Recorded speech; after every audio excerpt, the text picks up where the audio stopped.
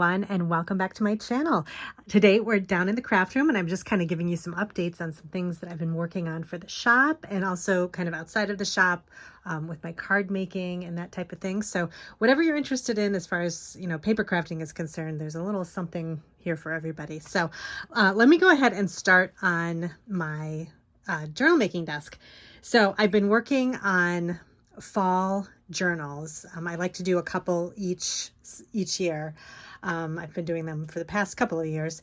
And recently I've been really enjoying making journals out of these recipe cookbooklets. So these are these cookbooklets. They're kind of like advertising books that grocery stores used to carry back in the, I think, 50s and 60s. And you could get really fun recipes using different types of pudding or flour or rice, whatever they were trying to advertise. They'd give you a whole little paper cookbook with different types of recipes. And so I really like the covers of them.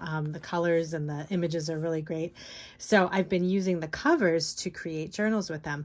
So for the fall, I have two going right now, and these are almost ready to have their pages sewn in. I have these two right here that I think I've shown on Instagram. So this is a Fleischmann Treasury of Yeast Baking, kind of a yeast one.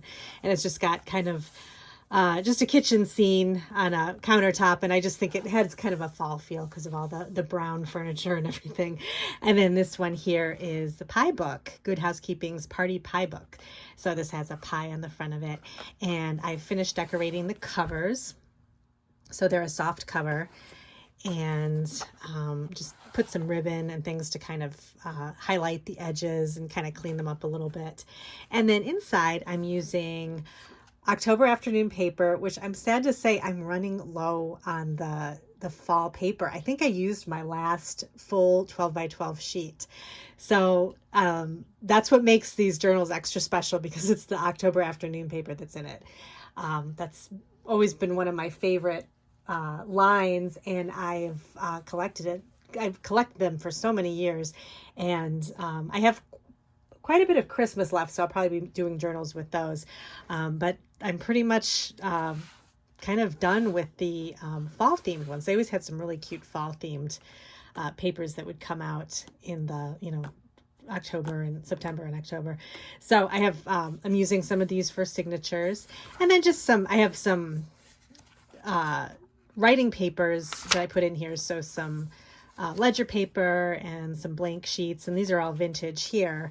Except for this dot grid.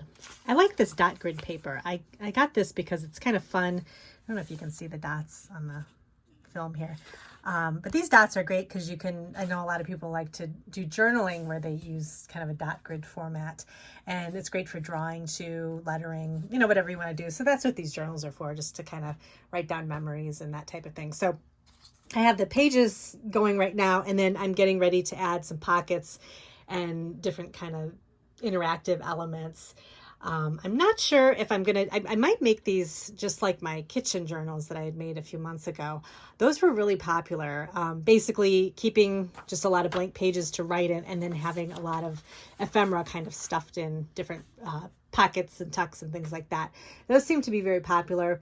Plus it kind of keeps the labor down, so it keeps the cost down on the journals, because they can be time consuming to make if you do a lot of decorating and that kind of thing. And a lot of times I find people enjoy the act of decorating the journal. So putting kind of loose pieces of ephemera in here for people to kind of add themselves is always kind of a fun thing too. So let me know what you think. If you have any suggestions, if you like a full decorated journal just ready to go, let me know. Otherwise, if you like the other kind where you kind of can do your thing with it once you get the journal, let me know what your preference is, because I'm just curious, because I kind of follow what seems to sell, and those kinds of journals seem to sell. So that's kind of what I was thinking for these.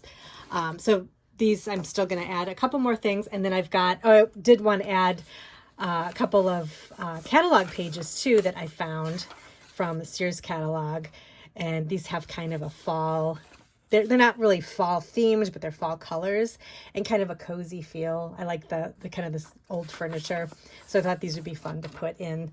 And then I still need to go in and maybe find a few recipe pages and that kind of thing. So I'm just kind of working my way through. My goal is to get these ready to go by the end of next week. So possibly list them next weekend. So, there's still plenty of time in the fall, so you can get a journal and, create some memories and add them to your journal. So that's what I'm going to be working on. And I just have, this is just all my tools that I kind of keep on the desk here. I've got to get rid of this. So I don't know if you enjoy making journals too.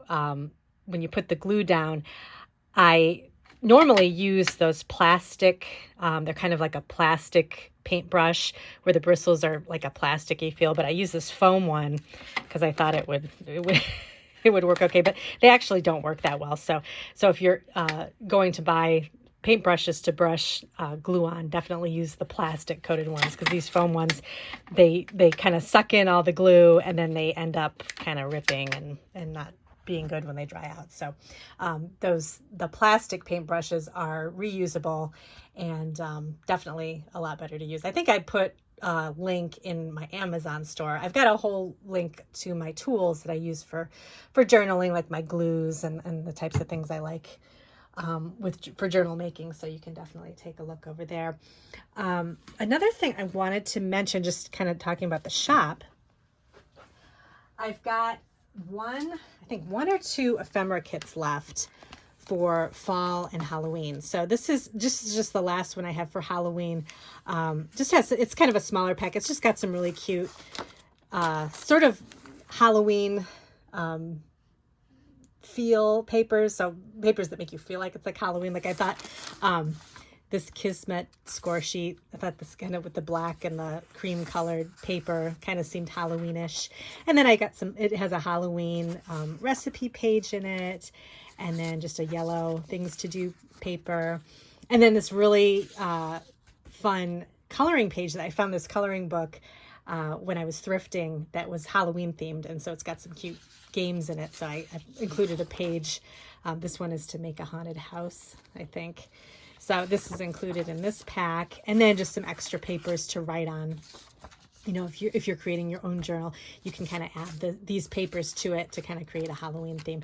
And then this is a treat bag from 1981, and then I've got a lot of fun little extras in the bag that I included that are kind of Halloween themed too. So just a little tag. A seed packet with gourds on it. Oh, and this is really fun. These are Denison labels. If you're familiar with Denison, they have all those vintage mailing labels and then the vintage stickers. And I was lucky enough to find these when I was thrifting, these Halloween themed stickers. So I included a page of these in here, and then a Halloween invitation. So this is kind of fun too. It's got a little window scene on it, and then the little ghost. And then just some fun game cards. And then there's actually another bag in here too for treat bag here. So that's the Halloween kit. And then I'll just bring you over here on top of my trimmer. I have my the other fall ephemera kit that I have here. That's just got a bunch this is a really big one. And so this has like flashcards, and then this actually has another one of those gourd seed packets. That's very kind of festive, fall festive. And then just some fun napkins. These are all vintage score sheets. So kind of give that fall feeling. This was a vintage, I think this is from Avon, vintage notepad that I got that had these really fun papers on it. And I just thought this kind of had a fall feeling with the mushrooms and the onions and everything. And then some recipe cards, and then an envelope. Oh, and there's all kinds of stuff in the envelope too. So this is kind of a deluxe pack. This has probably over 35 pieces in it. So this is still available too as of this video. And just some more kind of fun, fall colors, fall recipes. This is a dinner party for fall. story page, book page.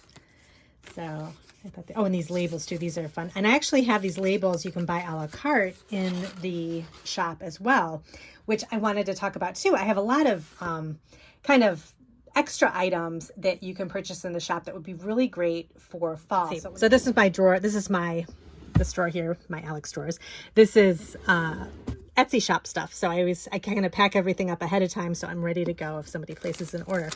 But I've got I kind of moved all this stuff in my shop kind of upwards when you see the page so that you can kind of get some ideas for fall. But I have these cards for their wildlife, they're kind of like those recipe cards from Betty Crocker, only these are wildlife. So just some fun wildlife cards that I think would be fun for fall that you could get.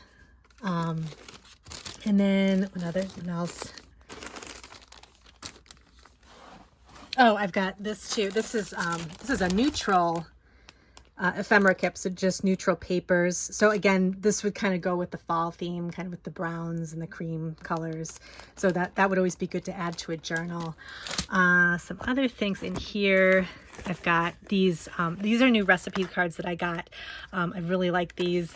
Here's what's cooking recipe cards, but they have these really cute, kind of like a curio cabinet that's brown with some dishes in it. So that kind of reminded me of fall. So I thought that was fun. So I kind of moved that up on my Etsy page.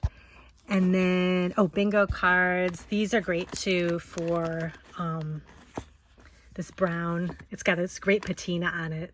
And I've got these where you can buy them separately in the shop too. So those are available. And even like the Quizmo cards and that kind of thing, like these are, I think I have one of these in the Halloween one. I think it might be yellow though, but I've got these in my shop too. So kind of, you can think outside the box when it comes to, it doesn't have to just have like leaves on it to be fall. It could be like the colors of fall, kind of the essence, flora and fauna, that kind of thing. So just some ideas, if you're looking for, some things to add to your journals in the fall, these would be some good ideas. One other thing I wanted to show was this new sewing box that I got. Actually, I picked it up on eBay. I've been kind of collecting these sewing boxes as I find them. A couple I had gotten from thrift stores, and then this one I actually picked up on eBay because I like the color. They're from the Hammer Manufacturing Company, and they all say the same thing on the bottom. It's Hammer Manufacturing Company from Newark, New Jersey. And I actually have a couple here. That's why I'm on the floor here. I can show you. I've shown this one before. This is where I keep my charms. This is one. It's kind of a basket-shaped pink sewing box. And then I got this one. And this is Hammer as well. And it's got kind of a little starburst on the top of it too. These are just, I don't know, I've just have been loving them. I don't know what it is. I think it's maybe the images that they etch on the top of them, and then the kind of the pastel colors. This one it just kind of opens. It's almost like a little caboodle, and it's got 2 tiers here, and you can put, I'm going to put beading supplies in here. And some of my findings, because I always need a lot of room for that. But I like to get these decorative containers and then use them for storage in my craft room. But I was wondering if I was doing research all over the place trying to find out where these came from and kind of what the history is of them, and I haven't been able to find anything. So if anybody happens to know, just add a comment, because I'm very curious to know if there's any sort of history of these or anything. I've tried looking it up online, and I just couldn't find anything. And they sell a lot of these types of things on eBay. And I know they're kind of from, I think that maybe the 50s or something like that, but I could be wrong. So if anybody has any history on it, that'd be great to know. Just any information you might have. So, but this is my latest. I love this aqua blue color. I think this is really pretty. So I'm definitely going to house some of my findings in here. So I think that'll be a good place to store them. So I cleaned up my card making desk, and I'm kind of getting ready to work on I've kind of set aside a day every week to work on greeting cards. So I think next up, I'm going to maybe kind of dip into my Christmas stuff. I think I talked about this in my newsletter, actually, how I kind of keep myself organized as far as stamps are concerned, because stamps can get so overwhelming. I keep all my holiday stamps put away when it's not the holiday or it's not the season. So these are my Christmas stamps. So I keep these in this box, and I just took this down, and it's fun. I think I mentioned in the newsletter that it's kind of like you go shopping again for new stamps, because you don't usually see these during the year. Because I don't usually use any Christmas stamps during the year, obviously, but it's nice to have them kind of in a separate box, and then you come down and can kind of see what you have. And I kind of keep the same stamps. I don't buy a whole lot of new stamps, but I did get a couple that I'll show you this year, just for fun, just some new ideas. But these are my usual ones. I have a ton of paper tray ink, and then I've got just a lot of Lawn Fun and that kind of thing. But I have it in this box, and I put it away when the season's over, and I'm ready to take it out and kind of have fun looking through it when the season comes back around again. I ended up buying a stamp wheel. So I don't know what type of stamp positioner you use, but it seems like they've gotten a lot of new ones that have come out lately. And I know the stamp wheel, this is Altenews version of a stamp positioner. This has been out for a while. And as usual, I'm always like a year late to the game. But I had seen a lot of people use it, and I was curious about it, because the thing that I liked was that the wheel part, or I guess it's not really a wheel, but this little circle piece actually completely comes off of the platform. And I kind of like that versus having a hinge on my Misty for certain things. And I've been reaching for this a lot. So if you're curious about it, I think Simon Hurley has great reviews of stamping tools. And I hadn't subscribed to his channel, and I definitely subscribed to it, because he did a great review of the stamp wheel. And also they have a new one that's coming out, a 2.0 stamp wheel, and he did a really good overview of that. So I would say, and it's funny, I bought this one, and then the new one is about to come out. So, but I'm thinking the new one is a lot bigger. And I think the difference is it's bigger, and then it's got this like side piece here that is removable, so you can put bigger sheets of paper when you're stamping, which the one thing that this can kind of be a problem with is if I'm trying to do a sentiment on a greeting card, and say I've got like a piece of a sheet of paper like this. Normally in my Misty, I can just open it up sideways and put this entire sheet in, and then I can stamp my sentiment where I want it. So, like right here, and I can just put the Misty down like that, and then I can get my sentiment here. But with this, it's kind of hard to do because it's square. So I think the opening with the new stamp wheel would be helpful for that.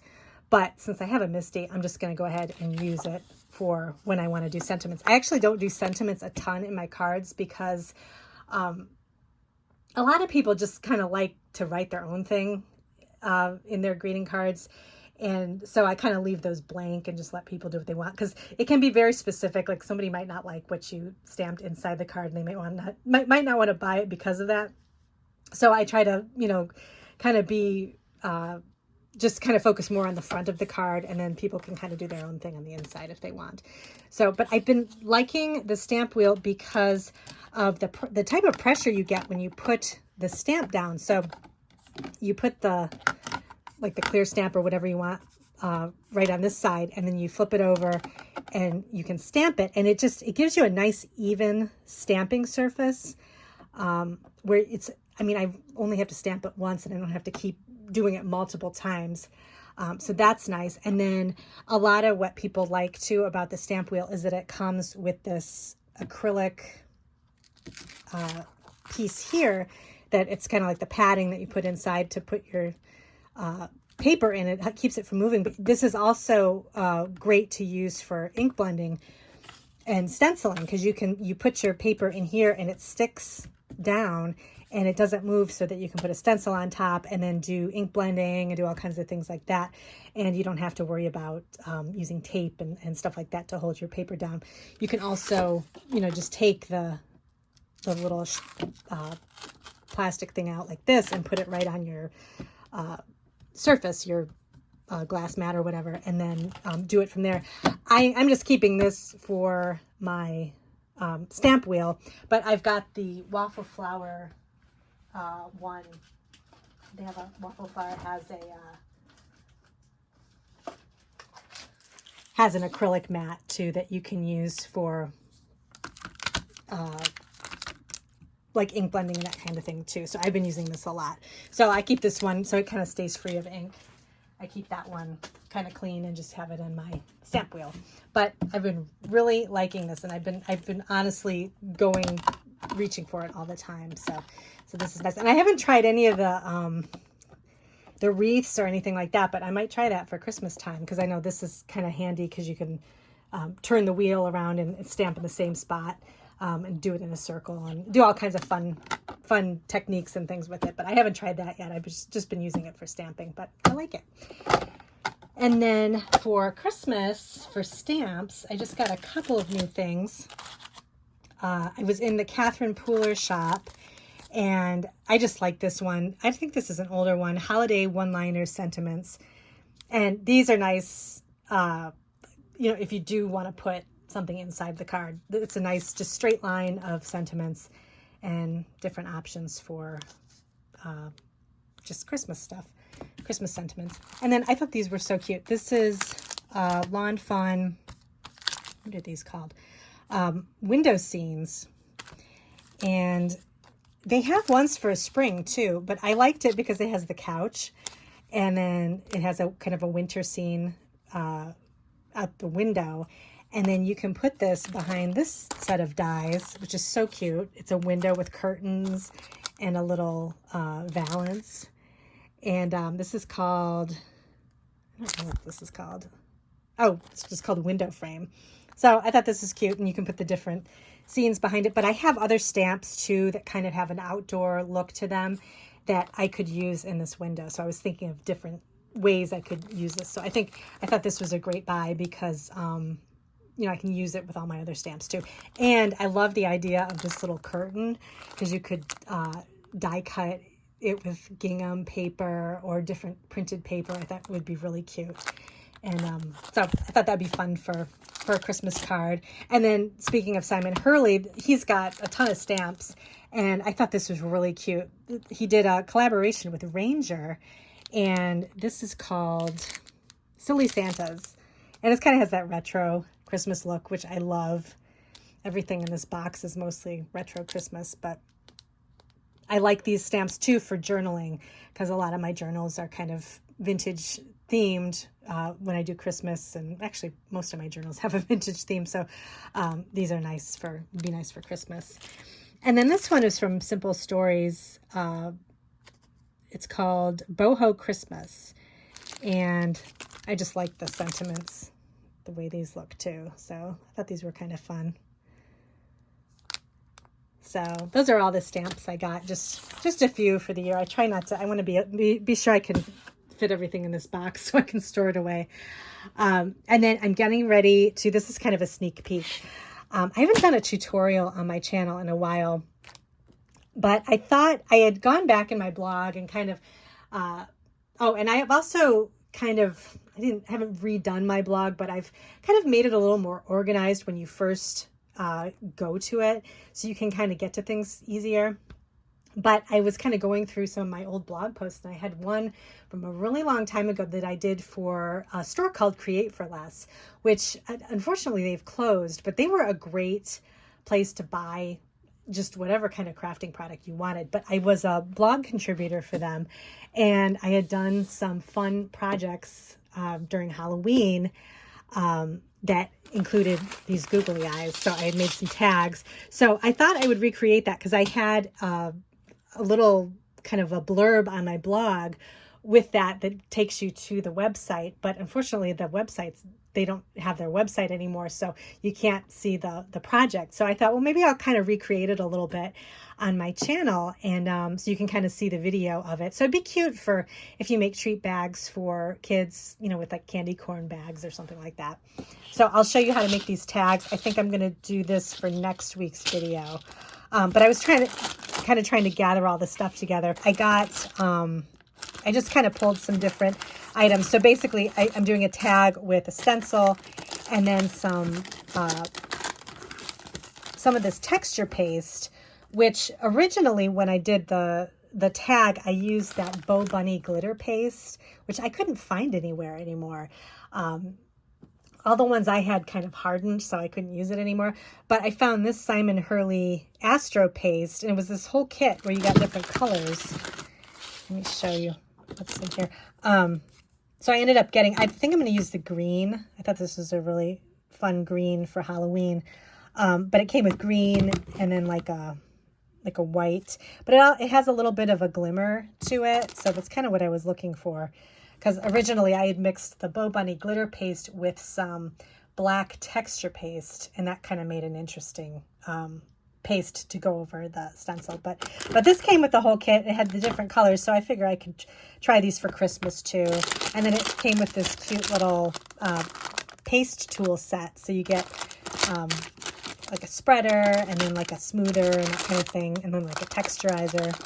So I thought that would be fun to kind of experiment with. So I plan on doing this video next week. So if you haven't subscribed, be sure to subscribe so you don't miss any of the videos. And I think that's pretty much it. Let me know if you have any questions about anything I have in the shop. Head over to the shop because it's full fall. I'm going to try and maybe see what I can pull together for maybe a few more ephemera kits, depending on what I have. I'm kind of low on fall items as far as what I'm not using in my journals. So I'll kind of see what I can pull. But for the most part, I think I just have the 2 kits left and then any of the a la carte items. So definitely take a look at that. And I hope all your crafting is going well for the season. This is the best time to be crafting, is the fall and winter season. I know it's my favorite. So thanks for joining me today, and I'll see you in my next video.